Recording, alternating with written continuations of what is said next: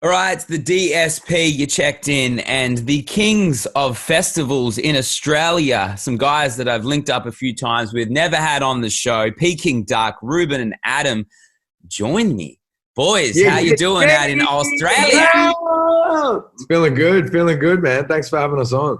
Oh, mate, I had to have you guys on. You've got this crazy track out, Nothing to Love About Love, which we've been playing for a minute now. But, I want to kind of take it back a little bit and just kind of talk about, I guess what you guys were doing over COVID and isolation, because it's been tough for a lot of people. You guys were separated, one in the States, one in Australia.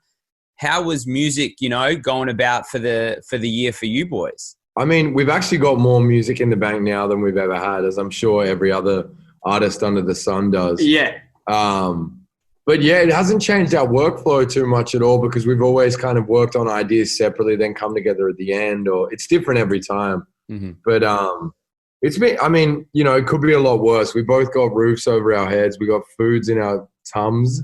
And we've been finding some alternate ways to make a buck. And the other day, I guess it all started when COVID began. Doritos and TikTok hit us up for a collaboration, and we're like, wait, we can still make money without playing gigs. All right, let's just suck today's willy and do anything. And yeah, 2 days ago we were in underwear getting photographed by Maya, and we're just like, all right, this is what it's come to. We're down to do anything. We've sold our souls now. Yeah. No turning back. Have there been any, though, that you've said no to? Like, have there been any outlandish ones that you're like, nah, our souls are not that bad? We said no to nothing. Mate, we will say no to nothing. Anything that comes across the table, we're going to give a firm yes. If it's $1 coming across the table, we're in. Marky Mark in that car park. I'll do it. Mate, so you guys, I saw you both live I lived in LA for the last 10 years before I got out, just before COVID, somehow just managed to luck it. But I saw you guys play at the first time at the Avalon, and the show you guys put on, the adrenaline, the level of energy, I feel like you guys must get so much back from that, not being able to perform for 2020, the back half, most of it. Was that tough, for you guys? You must live off that energy. That's a really good question, dude. I mean, it was depressing for sure. I think more so just kind of going, what are we going to do? What is going on?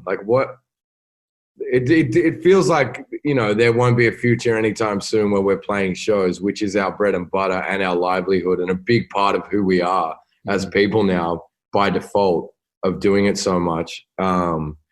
But yeah, I don't know about you, but there was definitely a period of time where I was down in the dumps, just like, oh man, it feels like nothing's moving. The same as I'm sure everyone felt during this time. But apparently we're doing some shows in March. We'll see if that actually happens. But at the end of the day, I've realized to just zoom out and kind of, what can you do except roll with it? It's life. You don't know what's going to happen next. Just try and have fun in the moment you're in as best you can. Yeah, and anything we can do to, stay afloat, has just it's just like what else can we do? As long as we're, not looking into alternative careers. I mean, we're killing it. Yeah. So we're stoked. Yeah. Well, you just played not recently out in New Zealand. Was that just you, Adam, or were you both there together? Or Ruben said nah? Ruben said nah. He goes, I'm not doing that quarantine. How was quarantining people from Sydney?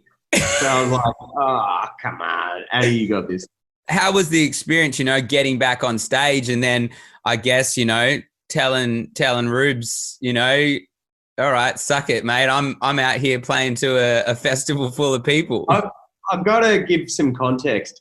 I got to play in Darwin in October, and I got to play in Brisbane in very early December before that border closed. And I got to do a bunch of gigs. So I think it was only fair that Adam, took on these ones because, he could only have had at least a little bit of FOMO, especially after seeing Darwin, because that was mental. It was like 5,000 people. Ruben went on a bender for 10 days in Darwin. How often was he FaceTiming you during that? Yeah. He FaceTimed me the whole time. First one was at 5 a.m. We went Then it to was a just panic nonstop. searching through cow dung for mushrooms, who knows why. And the whole place, the whole city in Darwin, there was like no rules. You don't have to check in anywhere. You just like, and everyone in every nightclub is like sardines, just packed on each other. Yeah. Anyway, so I was having a lot of fun. So I felt like, look, Addy, New Zealand, you got this, bro. Yeah, it was an incredible experience, to say the least. Such a rare thing in what is happening in the world right now. Like going from quarantine, going from LA, where it was already, by the time I'd left it, had shut down again, straight into isolation, like army guarded quarantine, not talking to anyone for 2 weeks. Shout outs to the new Peking Duk sponsor. It's the New Zealand Defence Force. Yeah. And then they got your back whenever you need them. They got the back. But then going from that straight onto a stage in front of 30,000 people was such a strange, surreal feeling. I had so much anxiety, but then it kind of washed away once I was up there, and it reminded me of how dope it is what we do, which I think was a much needed confidence boost that I was lacking due to the last year of just shit. So it was like, it was good, man. Really, really fun. And Kiwis throw down. So it was a loose time. You mentioned. Oh, sorry. No, you go, bro. You go. Keep going with it. You've got the mullet flow, mate. It's like the talking stick. You're always ready to go. I was just going to say, in life, no one needs too many reminders that they're, that they're mad. Otherwise, they'll turn into, an idiot. But when you've had 0 reminders for a whole year, it can really change you. And yeah, that little taste of a reminder was so nice. So you mentioned LA, and it comes to a question I've wanted to ask you guys for like 4 years. I was working in LA at a radio station, and all of a sudden I hear these like Australian voices making a bit of a commotion down the hallway. I put my head down there, and it's you two hanging out with Austin Mahomes at Power 106 radio station, which is a hip-hop radio station. And I'm like, what the hell are Peking Duk doing up here at our radio station? Yeah, dude, that was funny. We did an interview, but we also had met Just Incredible and DJ Sour Milk. Yeah. Through Gary Destructo. Yeah. At a nightclub, at Sound Nightclub. Yeah. And they're Just Incredible and Sour Milk are really dope people. And the LA Riots guys were there that day too. Yeah. Yeah, they were. Yeah. Mm-hmm. But the LA Leakers, those guys, what they're doing now is crazy. Like they're doing groundbreaking stuff for hip hop with what they do on their show. Mm-hmm. So that was cool to be up there. So I used to executive produce that show. So Justin and Sour Milk are like 2 of my best buddies. So sick. Yeah. And because that was the night, I think straight after, that was the night I came to your show where you were performing at the Avalon. So that was the first time I had seen you guys live, because they had kind of linked it up and whatnot. Yeah, but it was just so random for me to be working at Power 106 and look down and then. Wait, was Avalon a gig where there was like 10 people in the crowd? It Probably. Was. And we almost decided not to play. I think Holy dooly. Yeah. It definitely wasn't. It wasn't packed. It wasn't your biggest performance, but I was just standing. I was just standing inside of the booth, just watching you guys play, drinking whatever. Whoever had put the beers there, I was like, "Sure, I'll drink them. They're probably yours." So I probably should say thank you. I was probably drinking yours. What house is yours, my friend? And it's so funny. Before my gig, we had Emo Whatso Not started stage with us. He's like, "Yeah, I mean, like, yeah. What do you guys reckon? You're gonna go still play?" And it's like, come on, dude, this is a big crowd for us. Just because you sell out like 30,000 ticket venues, you bastard. Anyway, so we did play. We showed him up. You let him know what was good. So LA, you guys spend a lot of time in LA, and that's where, the link for the Wombats, happened for Nothing to Love About Love. Was it, you guys had, I guess, crossed paths with them at festivals over the years. What was it about this time that, we decided it's time to make a track? Yeah, I mean, we've done like probably a million festivals with them, but we never really met them or kicked it with them, I don't think, properly. Mm-hmm. But Yeah, I don't know. I was in LA and people kept talking about Murph, the singer, because he's been doing a lot of sessions, writing a lot of great songs for a lot of great people over in LA for like since COVID started. I think he started doing a lot of like Zoom sessions. And yeah, I teed one up and then I had this beat, played it to him and he loved it. And then he wrote the vocal vibe for it and then we kind of workshopped it. And then the song was pretty much there.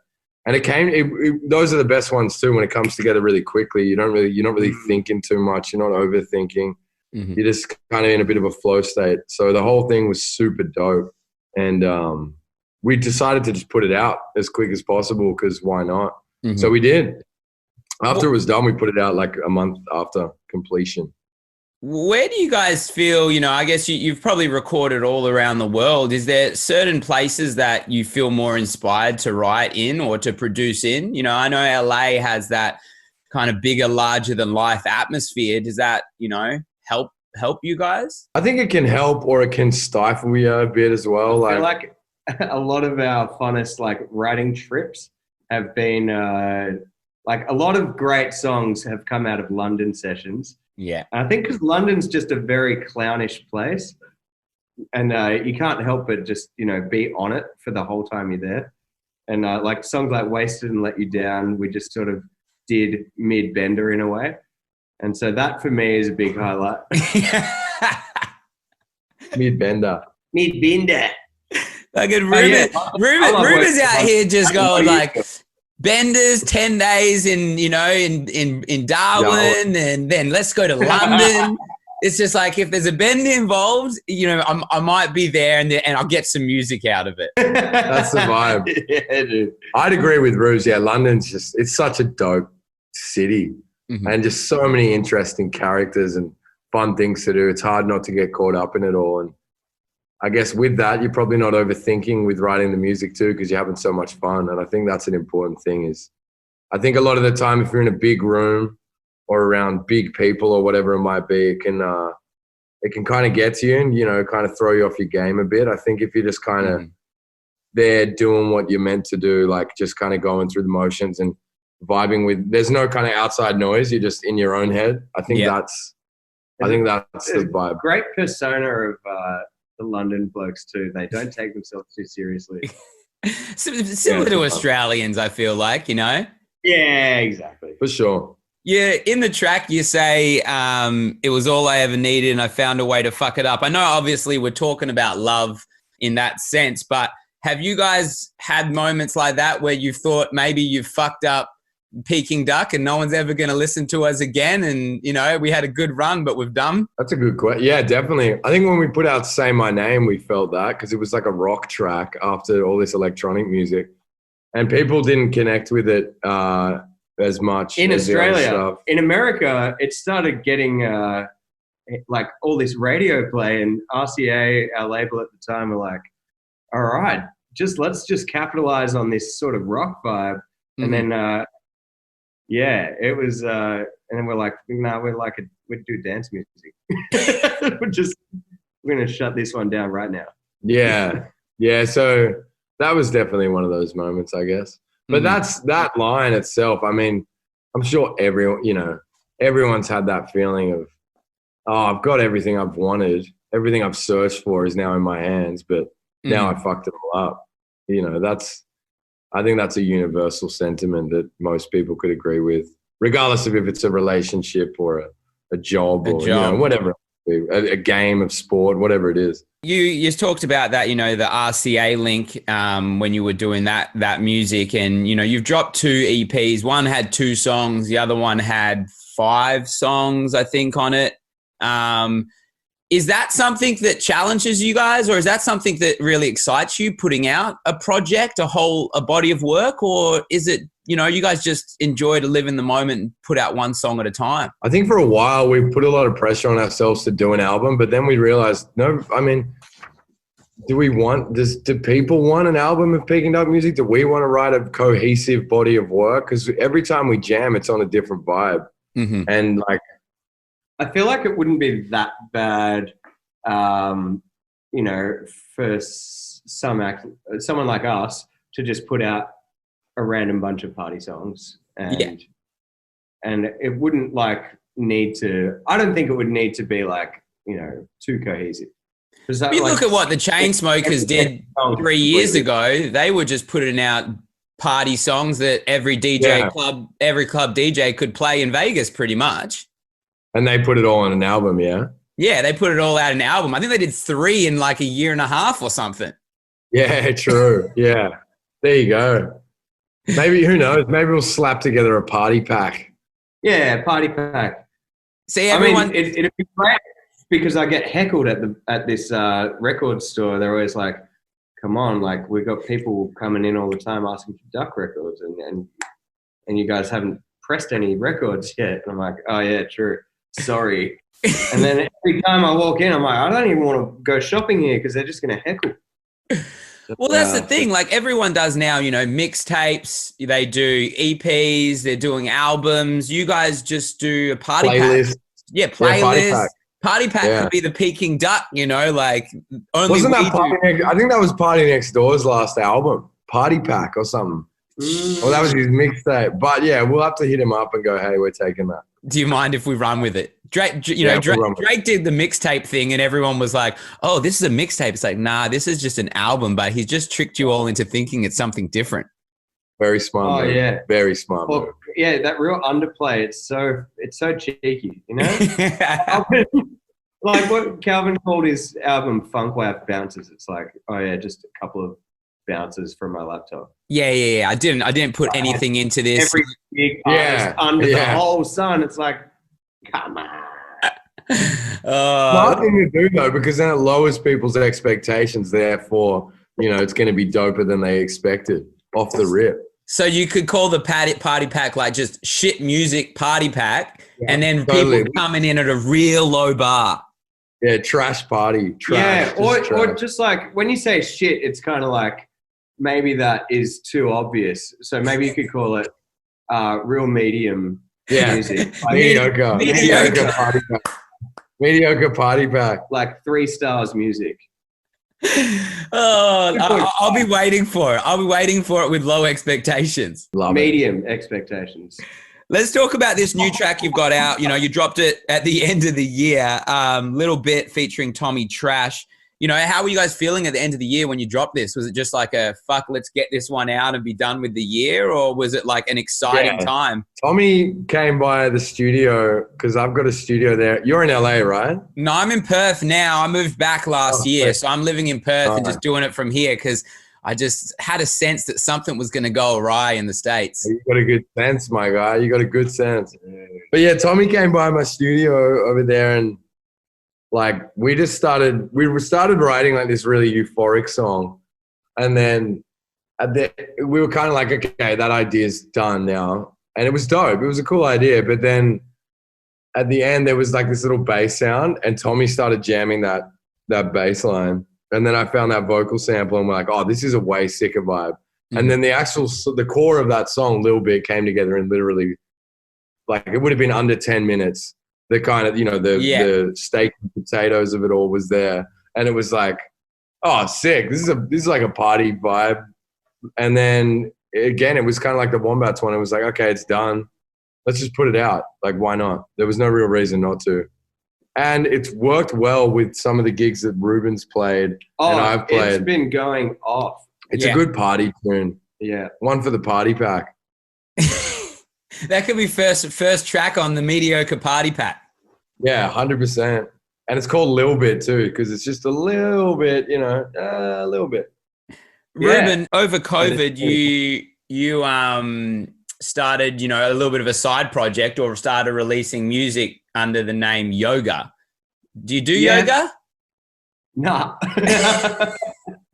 I just decided to go with yoga because it fleshes out to you're only great always. Mm-hmm. And I just want to, you know, spread a positive message and, you know, especially after the last year where everyone's feeling a bit down.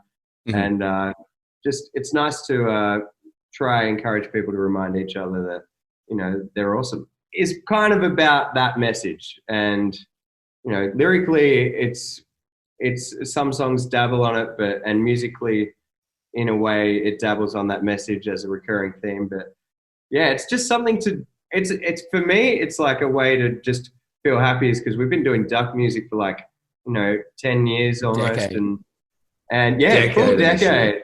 And Adam hit me up like I'd say at the start of last year and was like, dude, do you want to he hit me up and showed me a few songs and was like, yeah, I'm thinking of putting these out as a side project. I'm like, and I don't think he expected the response, because it was just like the most uplifting email I'd ever read. I was like, dude, I've been waiting and trying to figure out how to say something like this to you for like ages. And yeah, so Adam's new project actually drops tomorrow. Oh, it does. Wait, I ain't heard nothing about this yet. Check me out on the gram, bro. Kelly Holiday, it's called. Okay. And Keliholiday. And what's the vibe behind it? It's like rock and roll, essentially. It's like we were on tour. I was listening to a lot of New Order and Joy Division, and then started kind of making tracks in that vein, and then kind of Velvet Underground. I don't know. I just wanted to start making. There were so many tunes that I wanted to kind of get out of my system and to see if I could do it myself. And then I knew it wouldn't fall under the Peking Duk umbrella, nor would it make sense to release under that name. So kind of I got in the studio with Kim Moyes from the Presets, and he helped me like flesh out some of the ideas. And then, yeah, I've got an album full of tracks and I'm like, I may as well just put it out. Why not? And the first track comes out tomorrow. It's called We Don't Have to Know. So check it out on the gram to suss what's going on there. It's pretty fun stuff. So for you guys, and saying before, you've been doing this for a decade as Peking Duk, have there been times where you felt like you're in this tight lane and the creativeness of what you guys have and what you have to offer, you didn't really have the platform sometimes to really be able to flesh those things out? Is that, kind of 100%, man. You nailed it.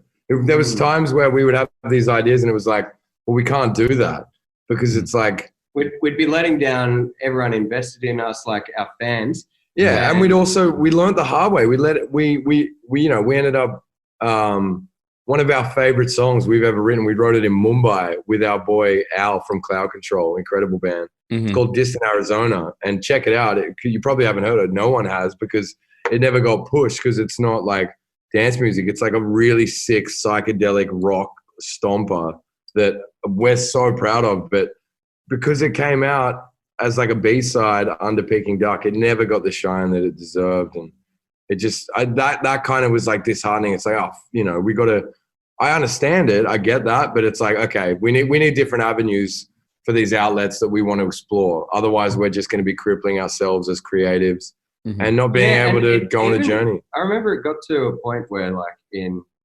2017 or 2018, we'd like, rock up to the studio being like, all right, we've got to do the next Duck Smash. And like having that feeling of, all right, every song you've done in the last, and this sounds so cocky to say it, but like when every song has gone at least platinum, you kind of don't want to lose that hot streak. For sure. And so you're like, all right, we can't do we can't lose our momentum.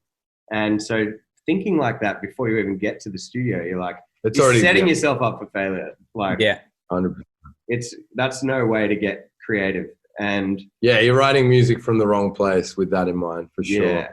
That also comes from, and I think a lot of artists have used the knowledge of putting out an album and being able to put tracks in there that are for them, because when you put out an album, you're only supposed to have 3 or 4, singles off of it. And then the rest can be those ones that are for the artist.